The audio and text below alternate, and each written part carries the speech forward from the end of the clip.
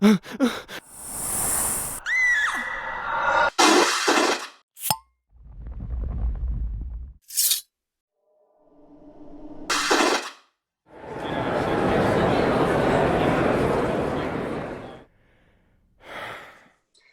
and welcome to the Supernatural Fandom Track here at Continual.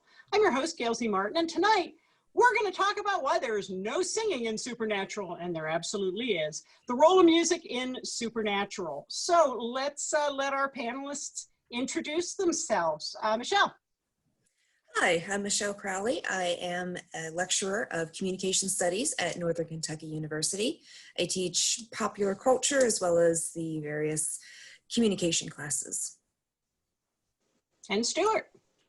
Hi, everybody. I'm Stuart Jaffe. I am an author of getting close to 50 books now, best known for the Max Porter Paranormal Mysteries, but I write all kinds of urban fantasy and action fantasy. And also, as Gail was reminding me before we started, I'm also a musician. I play guitar. I play lead guitar in a local blues band. And in fact, actually, by the time this is out, you can get a comic book called The Bluesman, which is a fantasy about a guy who plays guitar and creates magic by doing it. So we can talk music. Lots. Awesome. And I'm Gail Z. Martin. I write epic fantasy, urban fantasy, steampunk, and a lot of other stuff. And then as Morgan Bryce, I write urban fantasy, male paranormal romance. And if you hadn't picked up on it by now, I'm a huge Supernatural fan, which is how we all got started with this. So when you think of Supernatural, what songs, if you had to pick the top maybe 2 or 3 songs that are connected in your brain to the show, what would they be?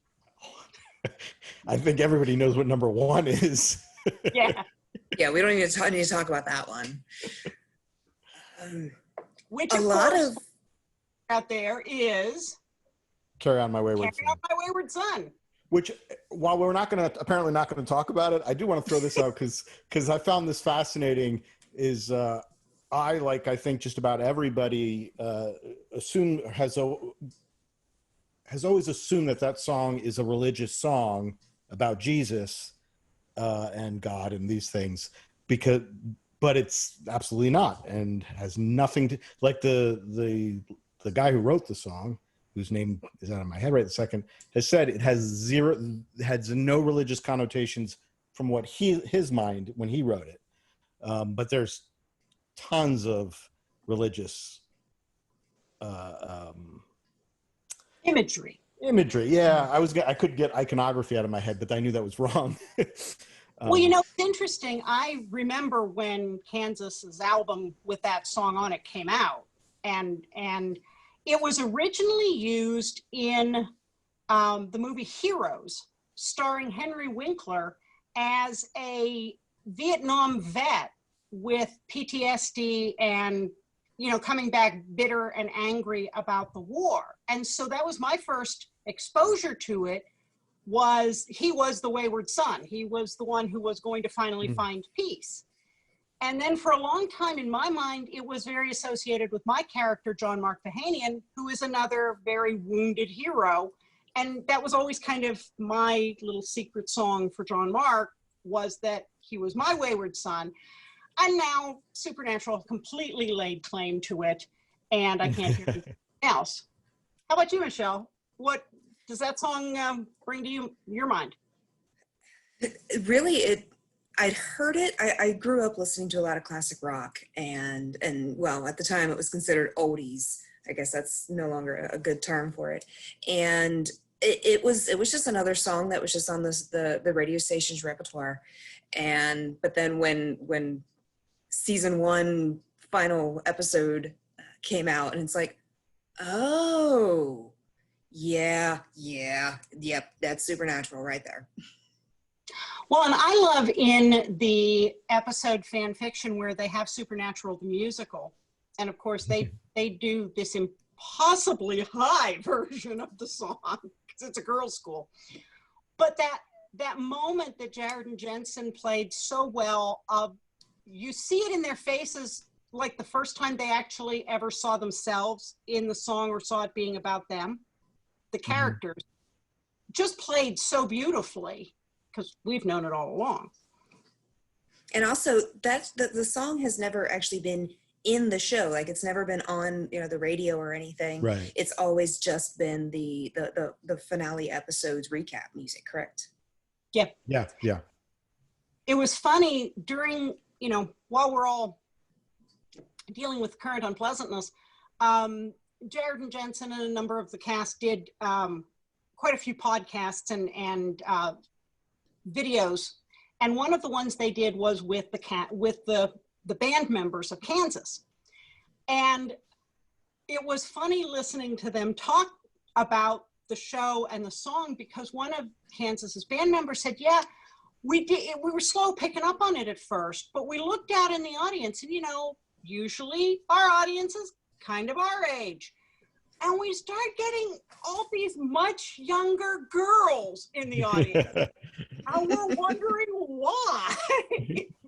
Mm-hmm. Mm-hmm. So yeah, that's definitely one of the iconic songs. What would be some of the others that really, you hear it and now it's got a whole new association for you? One song that I'm not sure is actually in the series, but just really, really hits all the supernatural tones in my mind is Bob Seger's Fire Lake. There's a good chance it is, and I'm thinking it is, but I can't place it right now. But yeah, just listening to the lyrics and going on down the Fire Lake. Go ahead. Yeah. Well, I was just going to say that, there's no song in particular other than the Kansas song that I really like makes me think of the show, but that's because most of the songs in the show are things I grew up with, so they have much stronger connotations to just long before the show ever existed. But Bob Seger and AC/DC, their catalogs have featured prominently throughout the 15 years of this show. So, I don't know specifically if Fire Lake is, but I know half of Bob Seger's entire catalog is there somewhere. And AC/DC was in the very first episode and continues throughout the whole show. So those sounds, those are the show. It's funny because the song that I know isn't in the show, but every time I hear it, I now think how perfect it is for Dean Winchester is Bob Seger's Like a Rock, mm-hmm. where it's a guy looking back on his life. He's 38 now, looking back on 18, and how impervious he thought he was. He was just, nothing could ever touch him. And now life's kind of caught up with him and he has a little different perspective. And I can't hear that song now without thinking, yeah, that's kind of a perfect Dean song. They probably would have wanted it.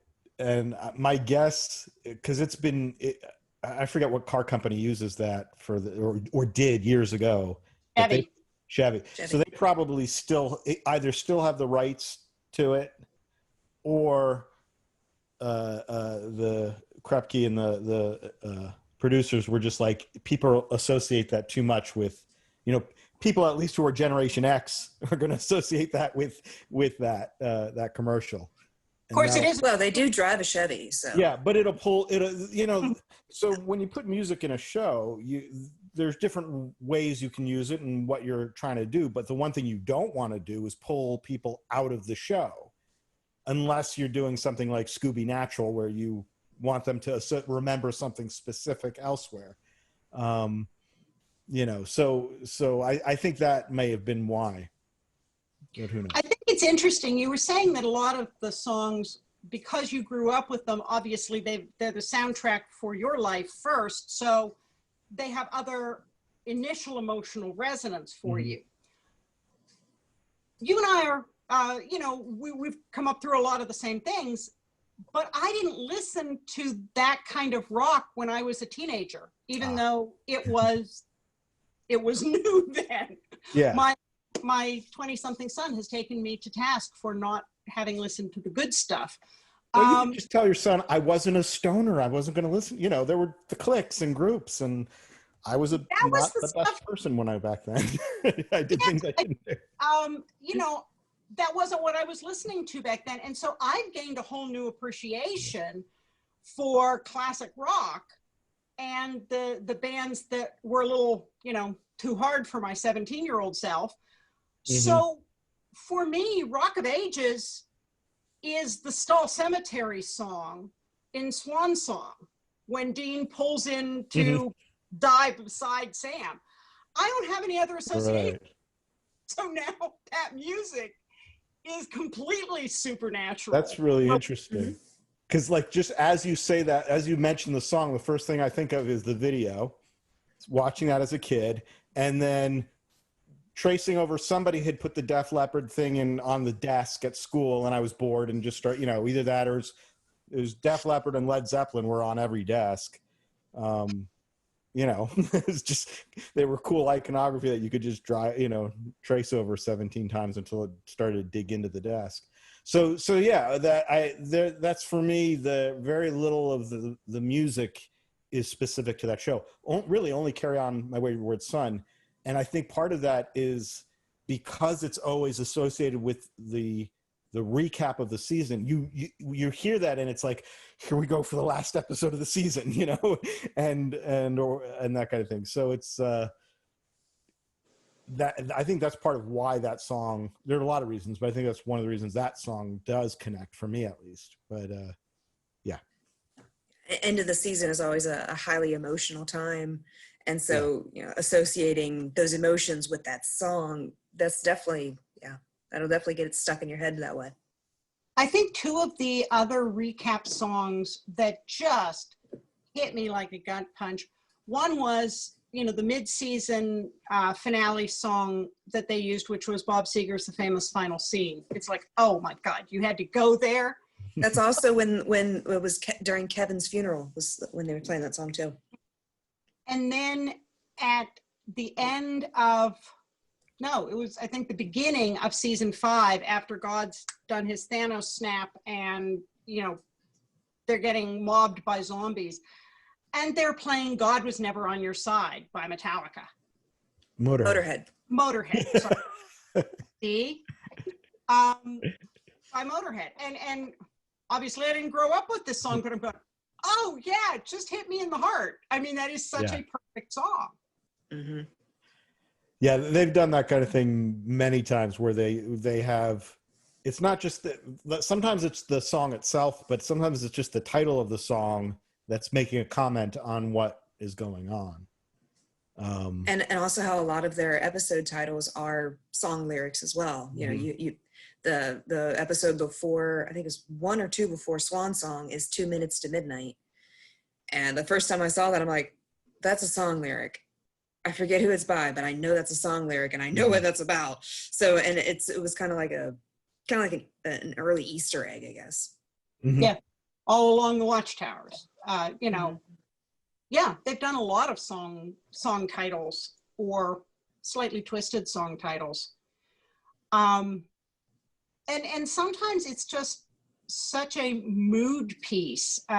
Jensen's Sounds of Someday plays in a very moving scene in season 15. And that's another one that gets you right in the feels. As well as, you know, sometimes it's fun. The episode that didn't actually end well for his buddy Lee, but when Lee gets Dean up on the stage to sing the theme from the Dukes of Hazzard, you know, such a perfect thing. Of course he would love Dukes of Hazzard. Mm-hmm. Stuart, you were going to say I something. think I'm formulating the thought. Basically, I think obviously early on, probably actually from the very beginning, they knew music was an important part of the show, but I don't think anybody, including the creators, could predict how important it became. And once they figured that out fairly quickly, they start really utilizing it more and more, not just in the ways we've talked about, but as you were saying, sometimes in ways to show character by actually having them, in that case, have him sing a song that relates to his childhood, growing up and watching that show.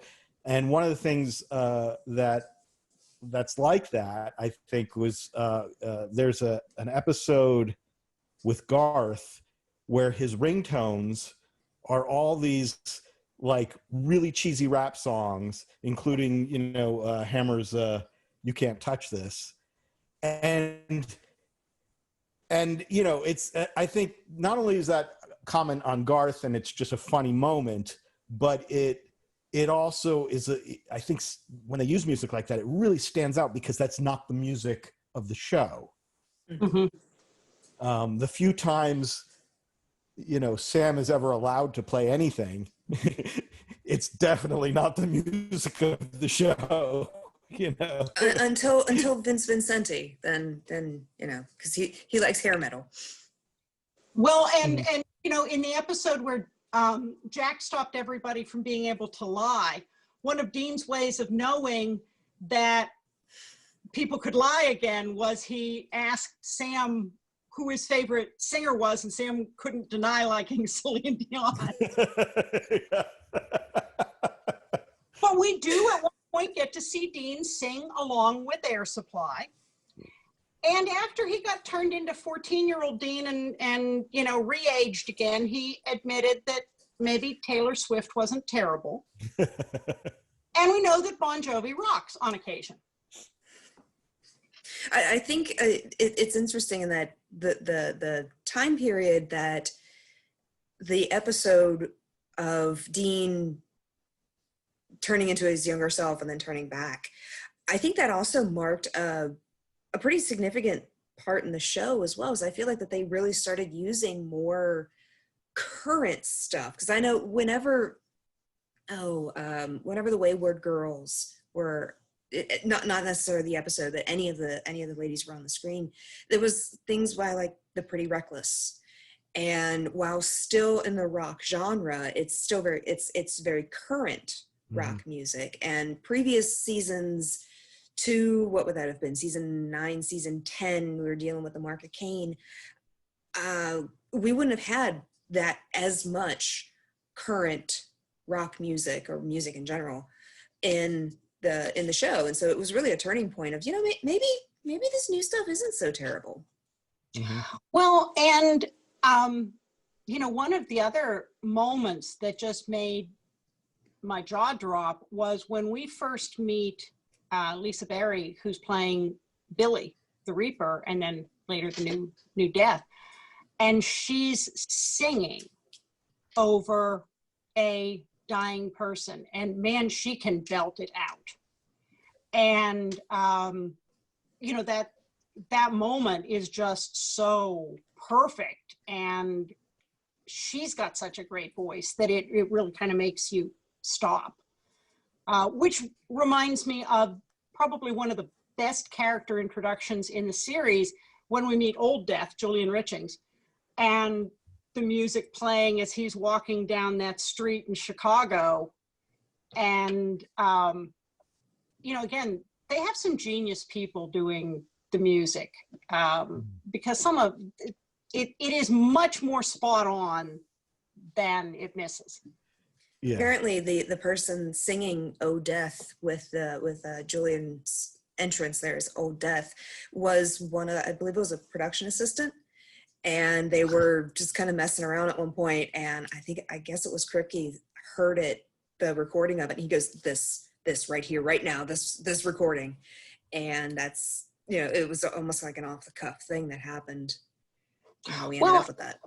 And then in, the Crossroad Blues episode, we actually get Robert Johnson, of course, the legend about him selling his soul for the success, and we get his song. So it's an interesting mashup of music that we get. And you're right, it's everything from more current stuff to the stuff that not only Dean grew up hearing and he and Sam would associate with their dad, but someone pointed out and it kind of made me tear up a little bit. It's also the music that John would have associated with courting Mary and the good times before it all went bad. And when you realize it's not just John's music, but it was John and Mary's music, that also kind of twists that knife a little more.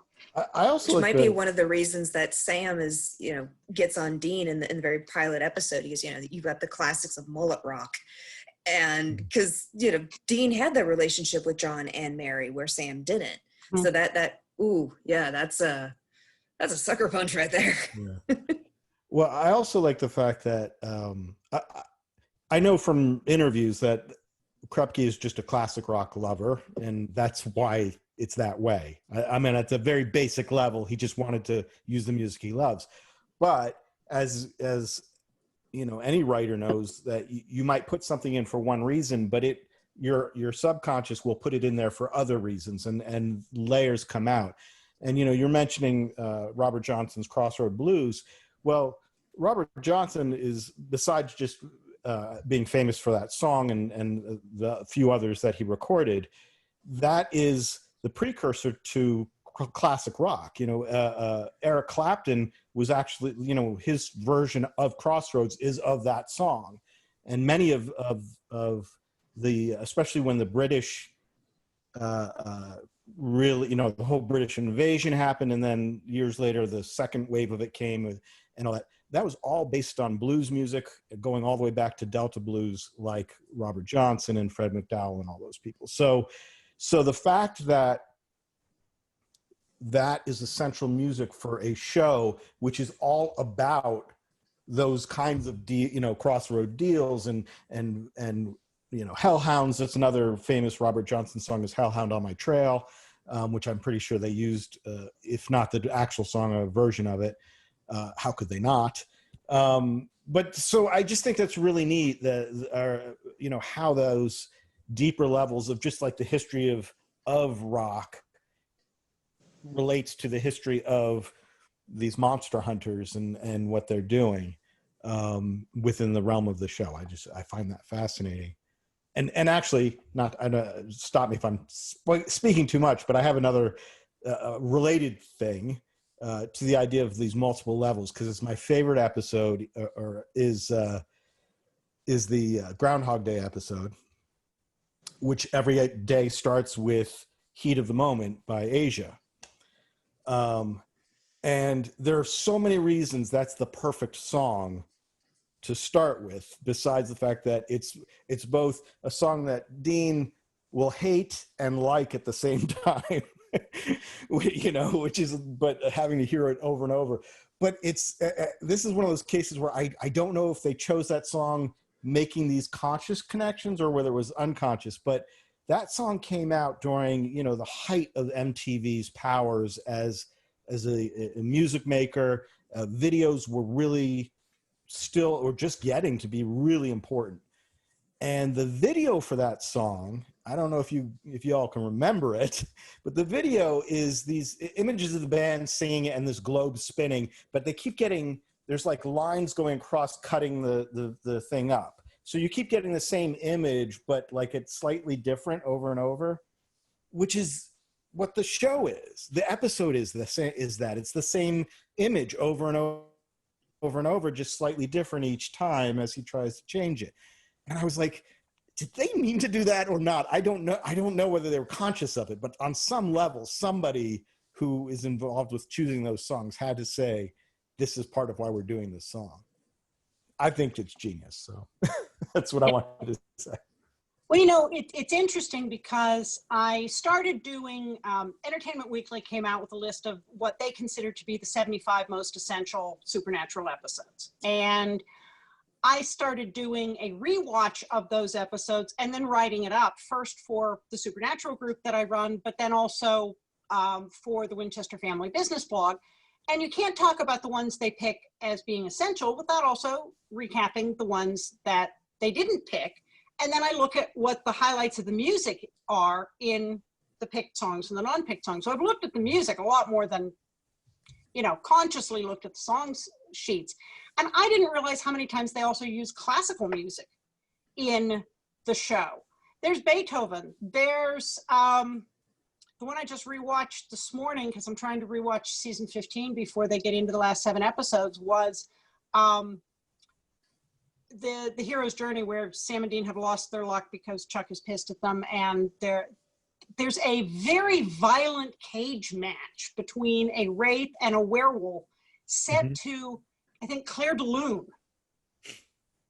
And it's almost Tarantino, it's just really perfect and weird. But I did not realize how many times they used classical music and how many episodes don't have any music at all, which surprised me. There are usually 3 or 4 in each season that don't have any music at all. Just kind of neat. Well, we can't say they have absolutely no music. It's just that they don't use songs from outside sources. There's always that thematic, show music kind of thing going on to highlight tension or whatever. But yeah, I wonder, I haven't actually sat down and looked at the list of episodes each season, but I wonder if there's a correlation, if it's, right after a monster of the week, or if it's a pivotal, I don't know, plot point, story arc. I don't know. I think that would be kind of interesting to look into that. Gail, do you know, are there any episodes that literally have no music, not even just background, like Michelle was talking about, the kind of music to cue your emotions, that kind of stuff? That I don't know. I'm going off song list in Super Weird. So just you're talking about stuff that they paid rights for and that kind of thing. Right. Okay. Because I'm curious if they have ever done it, because it's still somewhere recently I was having a discussion. People were listing horror movies and all this, and what was the scariest thing. And for me, the scariest horror movie I've ever seen is still The Exorcist.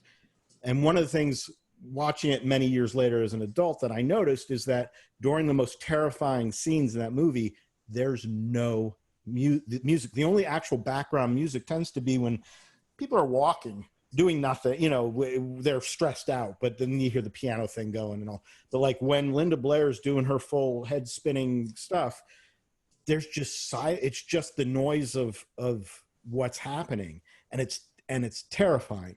And being that there are plenty of times in Supernatural where they actually try to be scary. I mean, a lot of times it's more just tense and fun, and there's a lightheartedness to it. But there are episodes where they decide to really try and go for something creepy. I'm curious if they have ever tried that. So. Well, and Michelle brought up a good point there with the background music that I didn't pick up the first time I watched the series, but on a rewatch, the famous family theme, the theme that comes every time Sam and Dean have a bro moment, where they're really talking feelings, and then cue the music. There's, okay, we're in for heavy stuff because we've got the brother theme coming out. Which is just one of those things to pick up, the next time you hear it. But then once you're listening for it, it works your emotions, because you're going, oh, we're coming up to something. I hear that song. I'm prepared for it. I know it's coming. And so that's kind of an interesting way of using the music to blatantly manipulate your emotions. Well, that's totally what they do. That's totally what they do. I mean, there's a saying in communication that hearing is subjective, but hearing is subjective, but seeing is objective. So when we hear that thematic music coming on, it's like, all right, I'm supposed to be feeling such and such emotion, even if the screen, like we get the bromance or the bro moment music going. Oh, but wait, we've just been interrupted by Ruby, and it's what are we actually supposed to be paying attention to? And it kind of just plays into the whole underlying supernatural theme of subtext. And of course, we can't spell subtext without sex. Sorry, I'm programmed. It's okay. One of the weirder moments lately, and again, I'm fresh off rewatching the first half of season 15, is getting the tap dance sequence with Jensen and DJ Quayle's Garth set to Ain't Misbehavin', black and white in the bunker. And I'm looking at that going, that's pretty amazing. What the hell am I watching? And how come I never got that reaction to getting nitrous at the dentist? Well, nitrous just put me up on the ceiling. Like I thought I was on the ceiling, so I never danced either. And as far as the dancing goes, that's one of those things I kind of partially think, you know, they're in the last season and they're looking over the sheets of what these guys can do, and they're like, wait a minute, these two guys can tap dance? We have to find a way to put it in there. Ooh, no, Jensen couldn't. He learned just for that episode. So did DJ. Neither of them had ever tap danced. Really? Yeah, it was actually a brainchild of Andrew Dabb. Apparently calls up Jensen, is like, can you tap dance? And Jensen's like, no, why? He goes, well, okay, you're going to. Because usually it's just that they discover somebody has a talent and they decide to use it. No, they had like 3 lessons to learn how to tap dance. Wow. I had no idea. And they actually Jensen did not use his dance double as much as the dance double thought he would be used. Yeah, that's pretty much mostly them. Mm-hmm. Jensen should not be allowed to be that talented. That's just... No. That, you know, he can sing. What else? At least he doesn't have the looks. No, True. That would just be for one guy to have. Fortunately, Jared got all of those looks, so that's fine. What else? You know, there's 15 years of great music. What haven't we mentioned? Some of those key points. Yeah. So much. That's the problem. It's like, where do we begin? And you know, one of the things, and I think Michelle, you've done some of the supernatural conventions too, haven't you? Yes. To attend them. Music is a huge part of the live conventions, but in a little different way. There's a karaoke night, yes, which absolutely stunned me when, well, first of all, the convention band is Loud and Swain, which is fronted by Richard Speight Jr. So, you know. Rob Benedict. Rob Benedict, that's right. But Rich is up there helping to MC and singing right along. Mm-hmm. And he plays bass. And plays bass. And so many of the actors can sing. And they're right up there on karaoke night with it. And of course, you know, Jody and Donna, Kim Rhodes and Brianna Buckmeister and Billy, Lisa Berry are up there belting it out. Mm-hmm. But people you wouldn't expect, like Matt Cohen, you know, young John Winchester. He's got pipes. Jeffrey Parise, who plays Asmodeus, he's quite talented. I was going to say, Asmodeus is there, you know, doing his drum thing and chilling out. And I'm going, wow, you are way cooler as a person than you were as a demon. And then, you know, sometimes Jensen gets up and sings. Jared has done that too. So you've got Loud and Swain playing throughout the convention. You get the karaoke night on Friday, but then you get the Saturday night special live concert. And that's pretty amazing. I mean, that's just an iconic part of being at the convention. You get all the cast up there again singing. So music is a huge part, much more so than at a regular sci-fi fantasy convention. You might have a band playing now and then in the evening. You might have a dance party, but this is kind of really different. Yeah, I mean, everybody gets walk-on music. Everybody gets walk-off music when it's time for a panel to end. The band comes out and, you know, plays them off, and you know, and it's yeah, it is a really different musical aspect to conventions. Because yeah, I've never been to another sci-fi convention. I was with one, and I think it might have been Michael Rosenbaum's band, or maybe it was James Marster's band, that they played just a concert, and people are like, this is so awesome. And I'm like, yeah, they're not Loud and Swain. But but yeah, I mean, it's and they play covers of rock, or show songs from the show. They play their own stuff, especially now. Loud and Swain has a quite impressive disc collection. Richard Speight Jr. has the Dick Jr. and the Volunteers. They just dropped that album a couple months ago, and yeah, I mean it's the music has definitely gotten into every aspect of SPN convention life. Well, and then fans take it even further by cutting their own music videos. So if a song wasn't used in the show, but somebody really felt strongly that it should be, it's probably on YouTube with a very talented, I mean, I just watched some of these music videos and I'm going, I'm amazed at how much free time you have. Go you. That's fantastic. But B, the talent of putting together the music videos, many of which are, pretty professionally done. And I know that's easier to do now than it used to be, but still putting out a good one to some of the songs that you're going, oh, really? You had to use that one? So if it wasn't in the show and ripped your heart out, it's on a music video. Mm-hmm. Mm-hmm.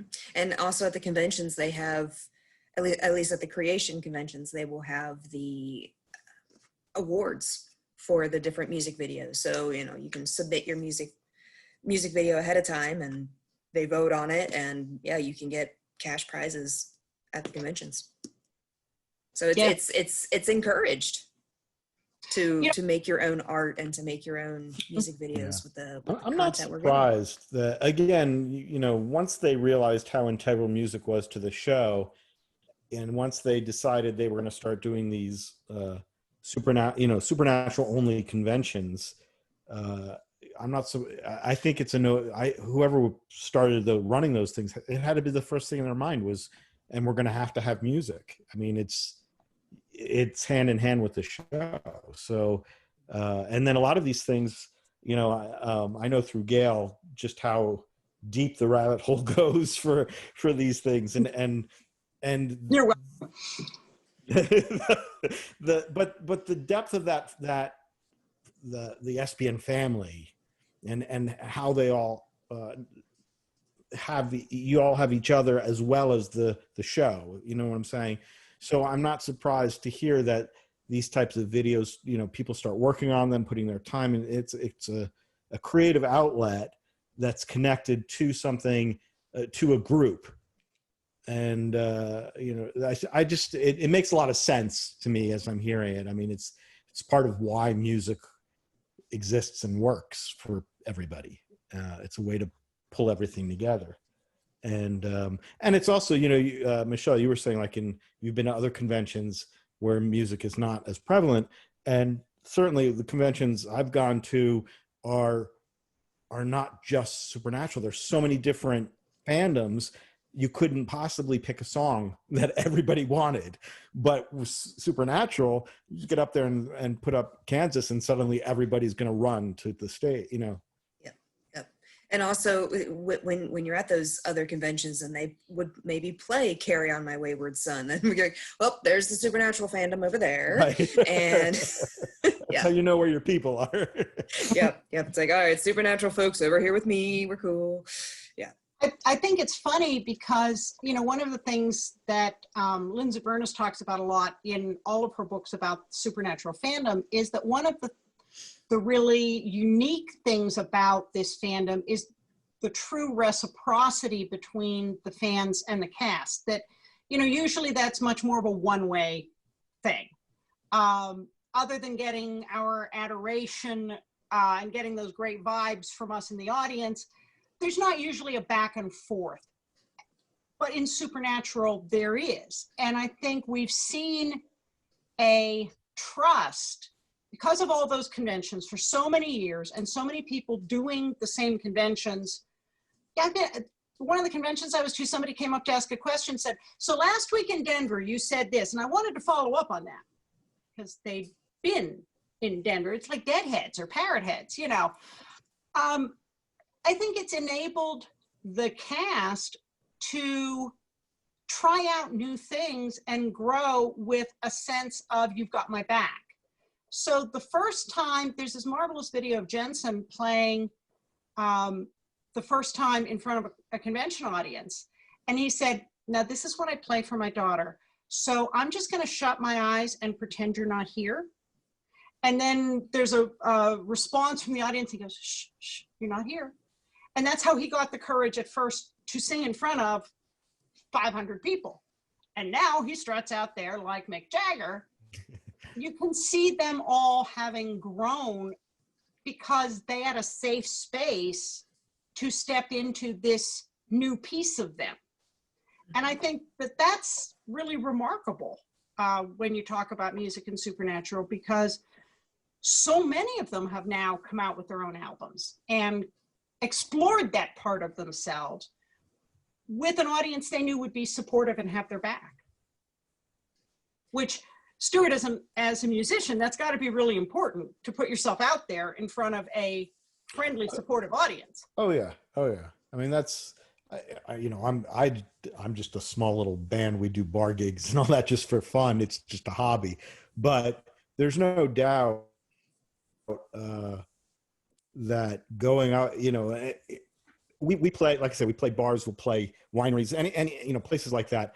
And so there are times when we're playing where we've played in places where people are there to eat. They don't even know there's going to be a band. And so you get nothing from them. They're not even paying attention to you. And it's horrible. It is a horrible, horrible, you're just kind of, it feels like you're in rehearsal in a weird way. But then you play a bar where people have had something to drink and they're more comfortable getting in front and dancing.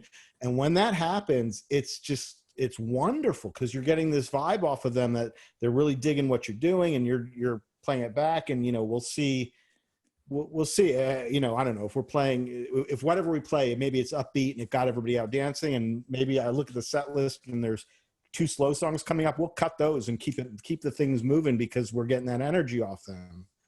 And so absolutely, that's a huge thing. And it's a thing that actors, especially TV and film actors, don't normally get, because you don't get a response. You're going into a camera. Or Gail, you and I, as we write fiction.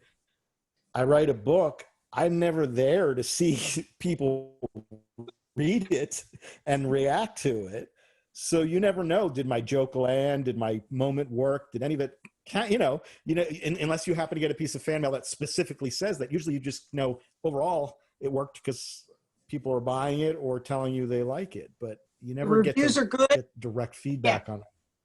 Yeah, but even in reviews as a writer, I almost will never know that one line that I really am proud of meant anything to anybody. But when you're playing music live, I know right away whether people like what I just did for a solo or not, because they're reacting. Either they're applauding and screaming and all that, or they're just, politely drinking and looking at me and nodding, being like, okay, glad that's over. You just never. And you're right. Theater actors get some of that back from a live audience, but TV actors don't. They don't film dramas in front of a live audience. They might, and I don't even know that they film comedies in front of a live audience anymore. Some still do. I've actually, years ago, I was in an audience for a show out in California, and even though you're live, before they actually come out and do the show, they have like a stand-up comedian. They record you laughing, so that's where the laugh track comes from that day's audience. So a joke might not land, and the whole audience is just kind of crickets. But when it airs, we're guffawing like it's the funniest thing in the world, because they're just using our laughter from that. So it's always, you never know what's real and what isn't. But at least there is an audience for them to play off of, and that makes a huge difference. My undergrad degree is in theater, and so I've definitely acted in front of a live audience, and you too, yeah. So for comedy and drama, I mean, it's paramount. Well, and sometimes in those moments with the music at the Supernatural convention, sometimes there's there's something really unexpected and magical that happens. I know at one of the conventions, I think it was Rich and Rob were singing Leonard Cohen's Hallelujah. And they didn't expect the audience to start doing call and response with them. And the look that came over their face when they had 500 people doing the response, just, you know, out of the blue, you could see that it was really moving for them. And suddenly the roles of entertainer versus audience had been completely blurred. That's totally what happens at karaoke night too, because I mean, I've sang karaoke once and it was terrifying, and not at the convention, but just period. And I swore I'd never do it again. And then after I went to my first Supernatural convention, everybody sings along. It's not just the one person up there with the lyrics fumbling their way through. It's the cast. It's the entire audience, especially for the big songs like Carry On My Wayward Son and Dead or Alive, and, you know, all of those, you know, the big songs, I guess. Everybody sings, and it's so supportive. It's so welcoming. It's so open. And it's definitely a unique karaoke experience. It's not just you standing in front of a group trying to be like, yeah, I'm up here singing, I'm off key and I feel weird and awkward, and even though I'm not drinking, yeah. But yeah, it's that is not the sensation. Like I have put my name in every time I've gone to a convention ever since my first one, and I'm like, I just want to I just want to get up there and sing, and I'm not a singer. And there's a and yet one time I saw them, somebody came up who could really belt it out. And as soon as the cast realized, hey, this person can sing, they suddenly became the backup singers because she didn't need to be rescued, and kind of let her take center stage, which was also cool because they're the paid talent, you know, they're the stars, and they let her have her moment and backed her up, which, God, I love this fandom. Yep.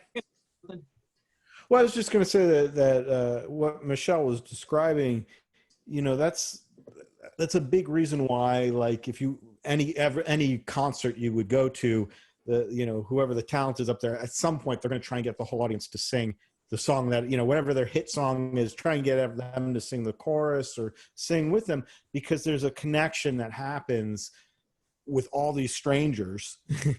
Because we're all where if everybody's singing, like Michelle's saying, there's no need to be embarrassed, and instead you get that same joy you feel when you're singing in the shower or singing in your bedroom into a hairbrush or whatever, you know, where you're just enjoying the music for music, and you're not self-conscious for that moment.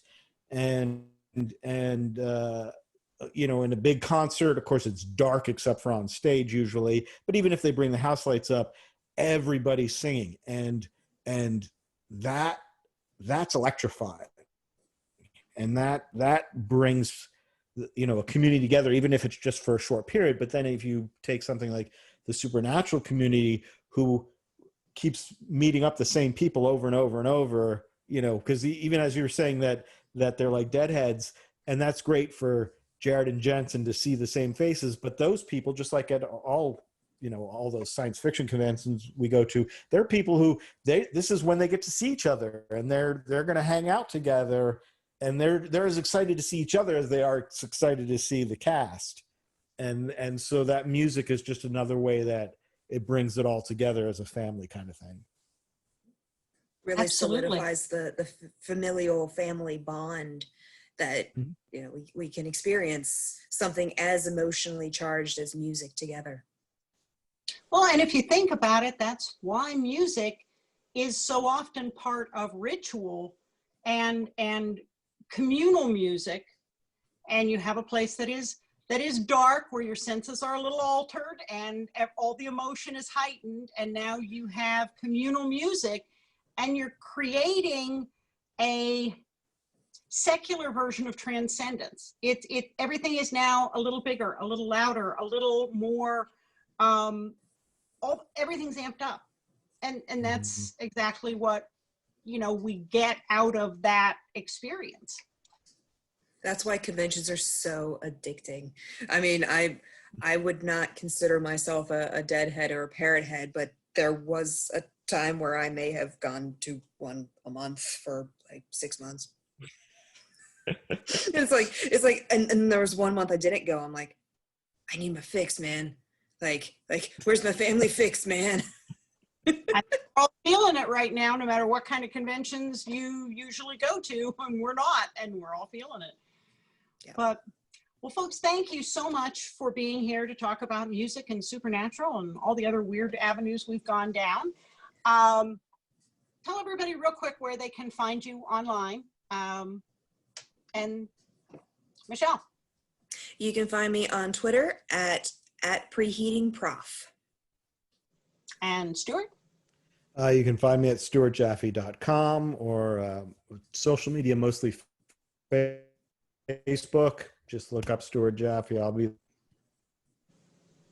Okay. And you can find me at gailzmartin.com or morganbryce.com. And of course, I'm always here on Continual. So thank you very much for joining us. Look for more supernatural fandom here on Continual. See you online.